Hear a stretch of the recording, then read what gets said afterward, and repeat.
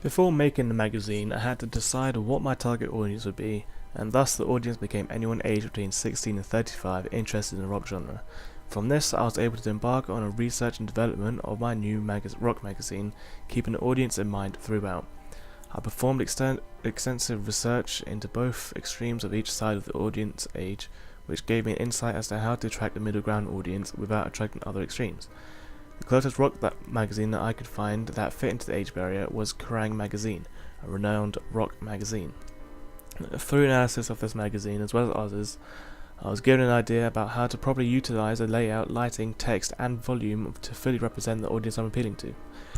Whilst in the process of creating my magazine, I knew I had to produce something different than other rock magazines, but also at the same time be conventional, so that the result would attract rather than be mediocre for the audience.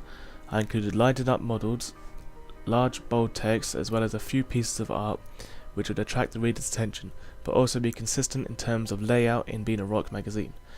The model in the front cover is brightly lit up against a dark background and is looking directly at the reader. This technique will attract the attention of the reader and encourage them to read on. This layout was somewhat similar to Kerrang!, but it also had parts of which I had added my own unique touch to. Furthermore, typical with music magazines, they offer competitions and freebies, a technique which I also used in my magazine to help attract the audience into reading the magazine. By stating what has been given away and not being vague about the subject helps further entice the audience into reading the magazine. For my contents page, I chose to overlap the text with picture, therefore adding something unique to a rock magazine. Again, the model used is looking directly at the reader, creating a sort of connectivity between her and the audience. I think it looks really good and engages the reader.